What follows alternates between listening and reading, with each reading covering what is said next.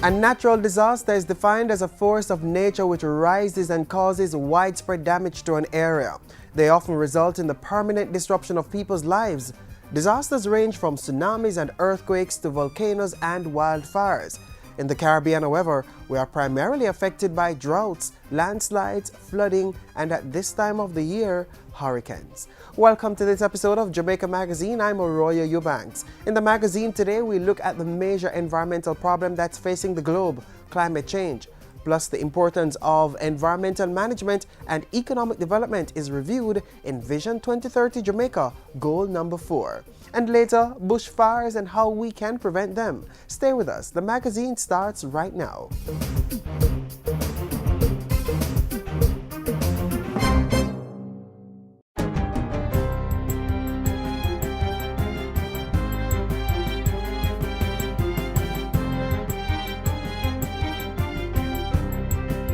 Good day, I'm Andrea Chisholm and this is your JIS News for Wednesday, July 2.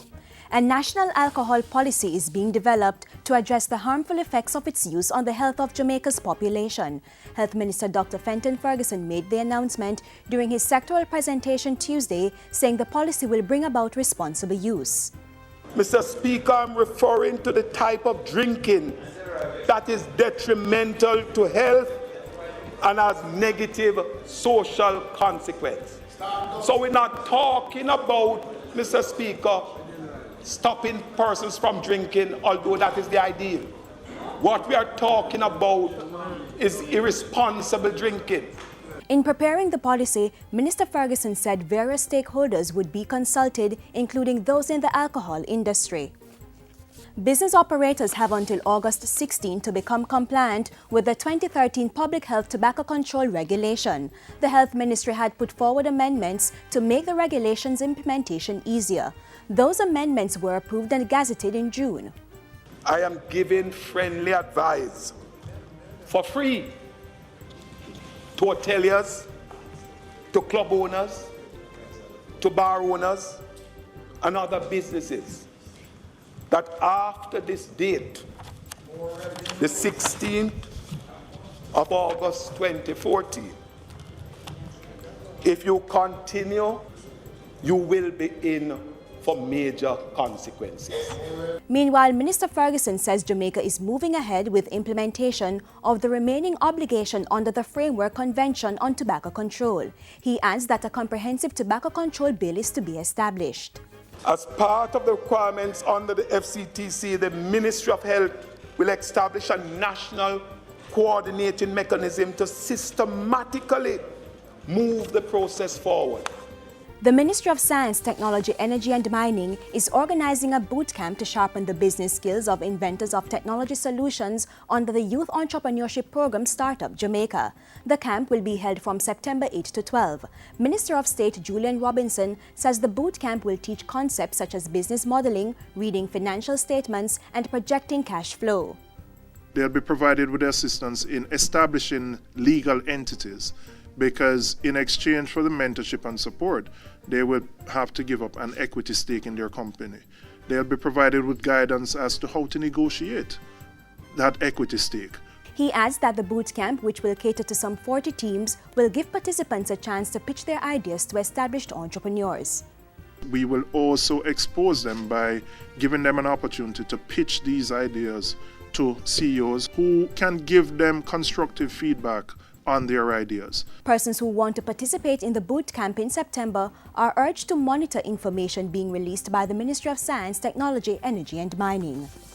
Jamaica is now a step closer to becoming logistics hub ready with Tuesday's signing of a Memorandum of Understanding between the Caribbean Maritime Institute CMI and UK-based examination body City and Guilds. The MOU will facilitate the accreditation of CMI training programs developed specifically for Jamaica's hub readiness. We cannot stay in Jamaica and set standards for the world. We have to operate and exceed standards and show our competence to the world. Education Minister Reverend Ronald Thwaites says the signing is a significant move forward. The availability of a trained and certified workforce then is critical to the medium and long-term operations of every investment coming into Jamaica. Legislation to facilitate Jamaica's adoption and implementation of the International Trademark Registration System, the Madrid Protocol, is to be passed within the financial year. The assurance comes from Commerce Minister Anthony Hilton, who says significant progress has been made in addressing some of the issues which hindered its passing. We are now of one accord and moving in a very determined way to have the Madrid Protocol finally settled. The Madrid Protocol facilitates international registration of trademarks by way of one application that is recognized worldwide. And finally, Chairman of the Caribbean Community Gaston Brown has called on member states to establish a commission to tackle youth unemployment. Brown, who is the Prime Minister of Antigua and Barbuda, hosts the 35th meeting of the CARICOM Heads of Government Conference, recommended that if the commission is established, young people across the region should be consulted on how the matter is to be addressed. CARICOM leaders, including Prime Minister Portia Simpson-Miller, are meeting in the Antiguan capital of St. John's to discuss matters of importance to the region, including climate change, HIV/AIDS, a free trade agreement with Canada, and furthering collaboration with Spain and Cuba. And that's it for JIS News Today. Emmanuel Chisholm, thank you for watching.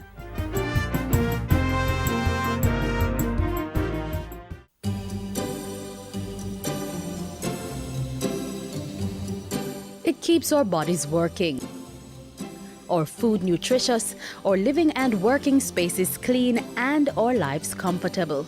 Water, the most precious resource necessary for the sustenance of life on our planet. Don't waste it. Let's conserve on this critical commodity. In the house, invest in storage containers and buckets. Take quick showers instead of long baths, and invest in water-efficient shower heads, toilets, and faucets. You may also want to consider one-pot meals and cooking methods that don't require much water.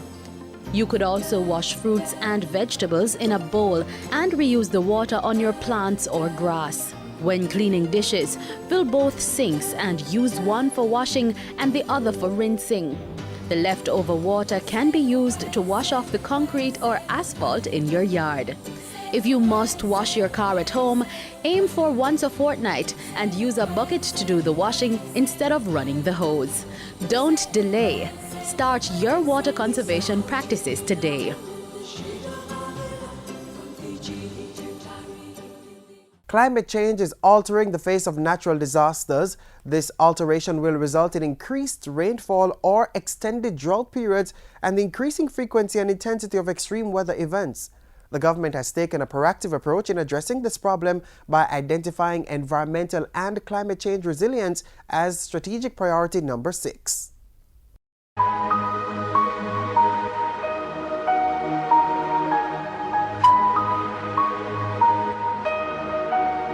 Environmental and climate change resilience is one of government's strategic priorities in the 2014-2015 financial year.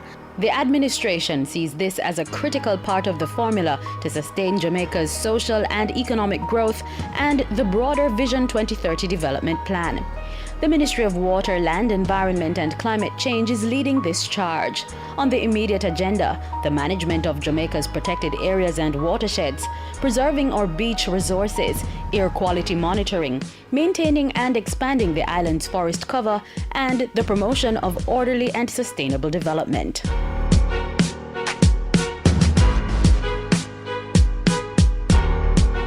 It is internationally accepted that any plan for environmental sustainability must provide for the establishment and effective management of protected areas.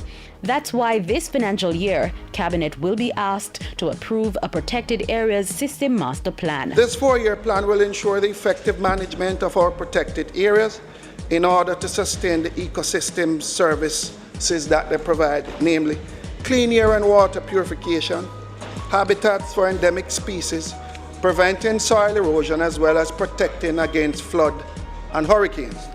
A National Protected Areas Trust Fund will also be established with financing from the Caribbean Biodiversity Fund and other sources.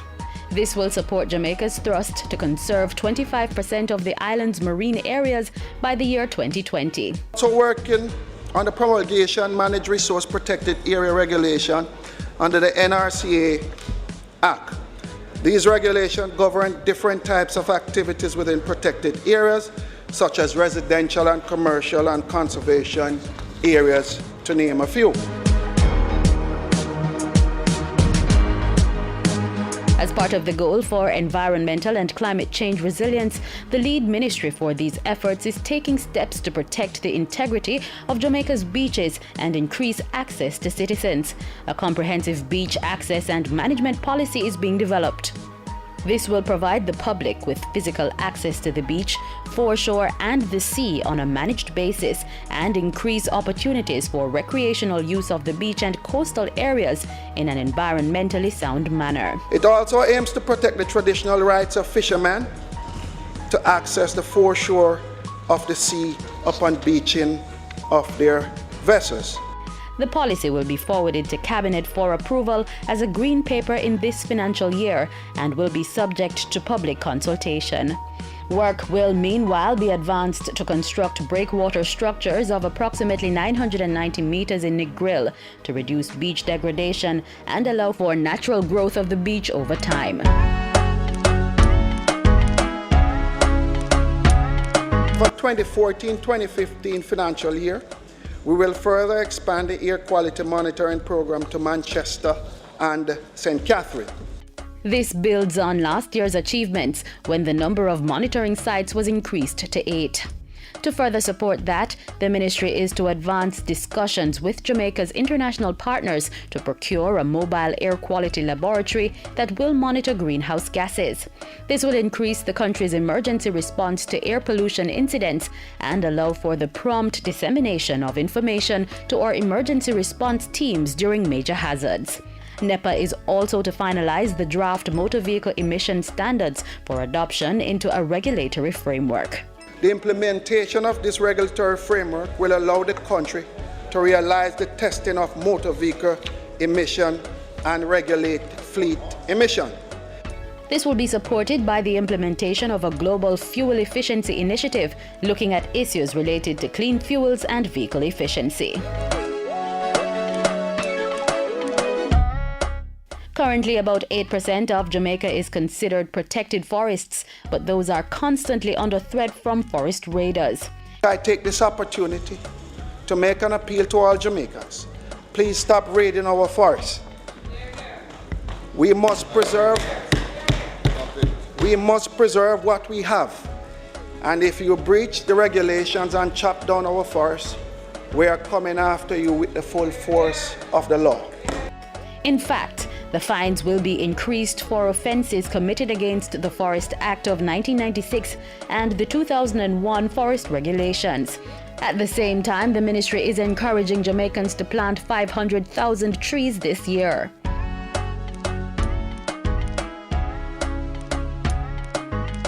Significant focus going forward will also be on town and country planning and development planning, in recognition of the need to respond to the rapid urbanization of our towns and cities. Development orders facilitate the rational and progressive development of lands.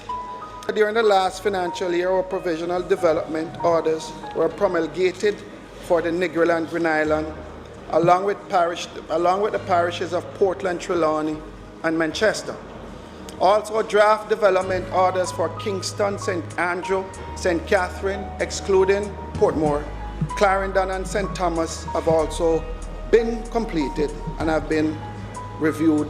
It's being reviewed by the Town and Country Planning Authority. The government is also moving to draft and promulgate 5 remaining development orders, which will cover Westmoreland, St. Mary, St. Elizabeth, and St. James.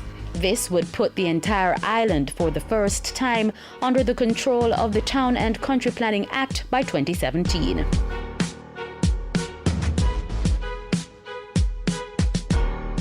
Even as government pursues those strategies, activities directly targeted at climate change resilience are also being pursued. A green paper on the climate change policy framework and action plan is currently being finalized for submission to Parliament as a white paper.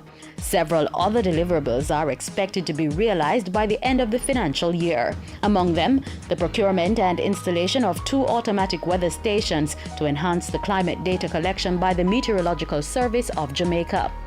2 automatic weather stations and computer hardware will also be sourced to establish a climate database at the National Spatial Data Management Division and the conversion of manually recorded climate data to a digital format. A climate change vulnerability assessment and an adaptation strategy and action plan will also be developed for the fisheries sector.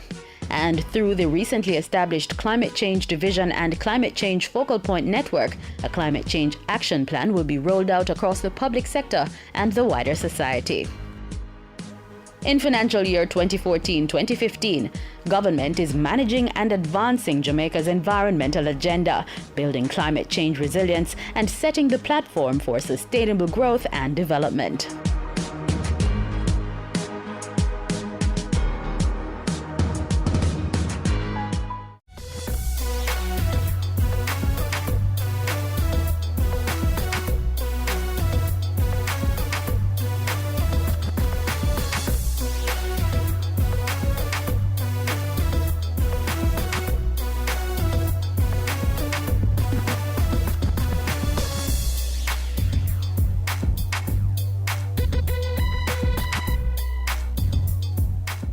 Through Vision 2030, Jamaica has put forward a long-term development plan which will impact every aspect of our society, including environmental management practices.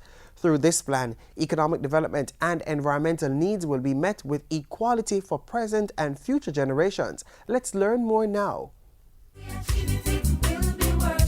A lot more benefits for each and everyone. By 2030, we want to ensure that we have a healthy natural environment. How are we going to get there? We have 3 national outcomes that we want to pursue or that we are pursuing. The first national outcome under Goal 4 of Vision 2030 Jamaica is the sustainable management and use of Jamaica's environmental and natural resources. Achieving this involves including environmental issues in all economic and social policies, increasing public awareness, and developing, implementing, and enforcing environmental laws, standards, and codes of good practice. Hazard risk reduction and adaptation to climate change is another pillar of Goal number 4. To achieve this outcome, Jamaica will need to improve the design of settlements and facilities to withstand the impact of hazards and implement a comprehensive disaster management program, as well as measures to improve how we adapt to climate change. And the final plank of Goal 4 under Vision 2030 Jamaica is sustainable urban and rural development. This will demand promoting proper planning for land use and development, economic growth and development in rural areas, the design and development of environmentally sustainable communities, and safe, sanitary, affordable shelter for all Jamaicans. Where are we today? Under this particular goal, we have mixed progress. Jamaica has faced some challenges in effectively managing its natural environment and resources, but in recent years there have been marked improvements in this area. The recently released State of the Environment report revealed an increased focus on improving environmental management in Jamaica.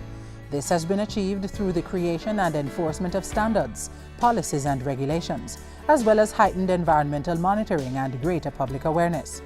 Improvements were also made in key elements of biodiversity, including new fish sanctuaries and more prosecutions under the Wildlife Protection Act. The State of the Environment report also showed improvements in air and water quality. Waste management is also improving, with waste management and recycling programs leading to a reduction in the amount of waste generated per person in Jamaica. Policies are now being formulated to address hazardous, medical, electronic, and white wastes. To ensure that development is in line with the island's ecosystem, the government has begun to conduct natural resource valuations that will become part of the environmental impact assessment process. On the matter of challenges identified in the area of disaster risk reduction and climate change, you're talking about knowledge and awareness raising. You're talking about the the legislation that needs the legislative infrastructure that needs to be upgraded and enforced to ensure that people are not placed into very environmentally sensitive areas that leads to disaster scenarios. Over the last 10 years, the government has made progress in raising awareness at the community and national levels on the ways in which we can reduce hazard impacts. On the legislative side, the Office of Disaster Preparedness and Emergency Management, ODPEM, is carrying out a review of the disaster management legislation of 1993.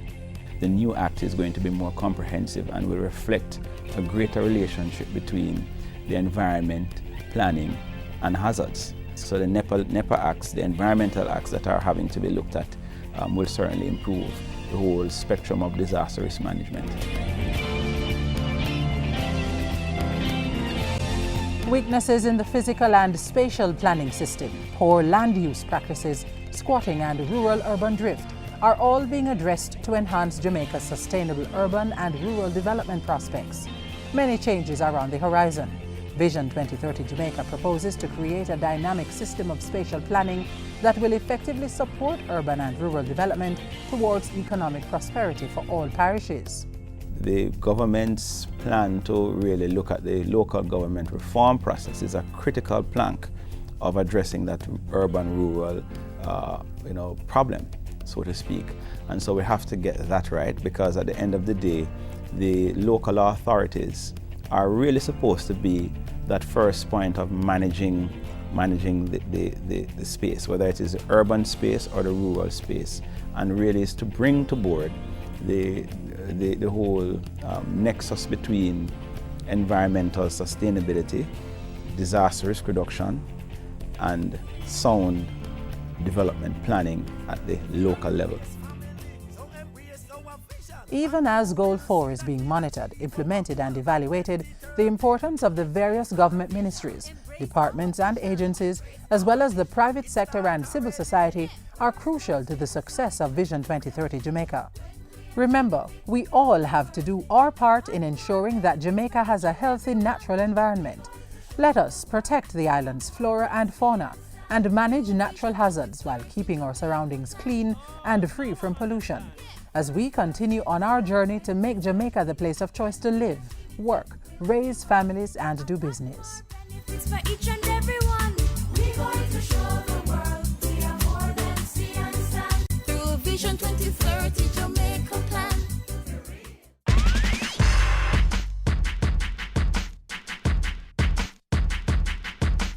According to the Office of Disaster Preparedness and Emergency Management, the impact of hurricanes in the last 3 decades has been manifested in losses and damage estimated at US $5.7 billion.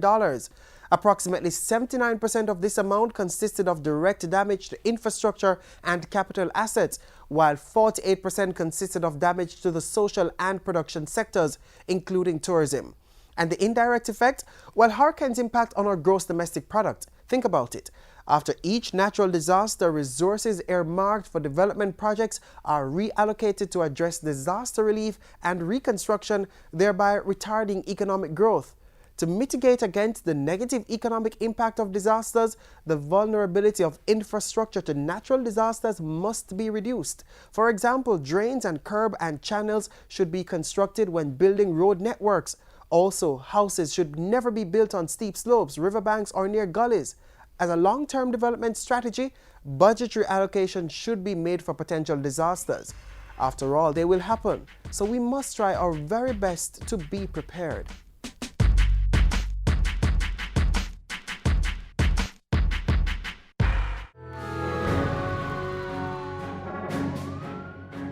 In 2012, 11,964 persons were victims of fire. The Jamaica Fire Brigade wants you to be prepared. Plan your escape route, install and maintain fire extinguishers, practice fire drills. Look out for warning signs of dangerous wiring. Don't cook and leave it unattended. Don't overload circuits. Don't allow children that are not of the age of 12 and untaught to be fooling around with fire in general. Once a fire starts, then you need to call us. For more information on fire prevention, contact the Jamaica Fire Brigade. Call 922-2523 or 922-0007 or visit their website jfb.gov.jm. Our message to the public is prevent, prevent, prevent. The Jamaica Fire Brigade, saving lives, protecting property. They might start simply by carelessly discarding a cigarette or using burning as a garbage disposal method. Bushfires, both man-made and a natural disaster, are a threat to man and the environment. In the next feature, we learn how the Jamaica Fire Brigade is combating this threat. Like their counterparts around the world, Jamaican firefighters are deeply concerned about the prevalence of bushfires. It happens every year, starting suddenly and often without warning, leaving behind sorrow, disappointment, and frustration for the victims. It has also caused extensive damage to Jamaica's landscape, raising trees that protect the soil and help to attract rainfall. In the last 5 years, when we speak of major fires, we have to look at the farming communities in areas like St. Elizabeth, for example. We have major cane fires in areas like Westmoreland. Think hard. Do you really have to burn? If you must, here are a few precautionary measures you can take to avoid the spread of bushfires. Do not use fires to clear land, especially during the dry season. Never light a fire in an open area when it is windy, as sparks may blow about and cause the fire to spread. Smokers must ensure that cigarette butts, matches, and other lighted material are extinguished before leaving the point of disposal. Do not use gasoline or kerosene to start or revive your fire. Keep a shovel and some dirt nearby in case you may need to put out a fire quickly. And if you must burn, remember to construct a fire break. A fire break is usually an area that you would clear of approximately 15 square feet. You clear that area of everything that can actually contribute to the spread of the fire. Then you wet that entire area. And then from that, you will have the fire being lit inside that protected zone.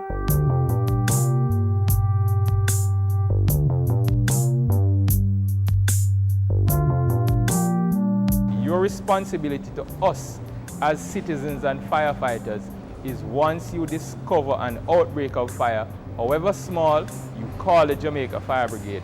Our responsibility to you is that we'll respond to this fire as promptly as possible.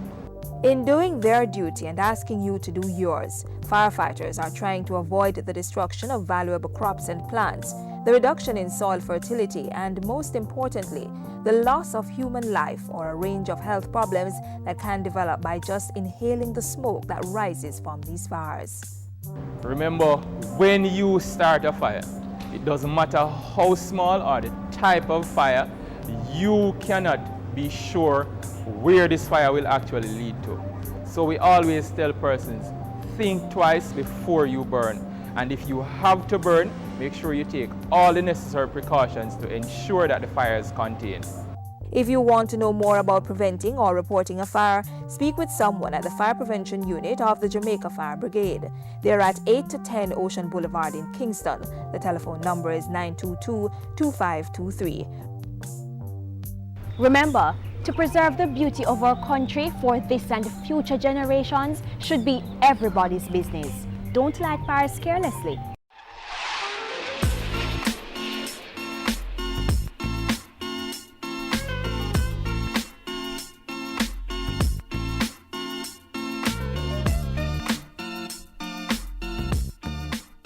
Visit our Facebook page or send us a tweet at JIS News and share with us how you are preparing for the hurricane season despite the budgetary constraints. And stay up to date through our website. I'm Arroyo Eubanks. Remember that while we are not able to stop a natural disaster, we can prevent the loss of lives and other resources if we practice disaster preparedness measures. Do have a productive day.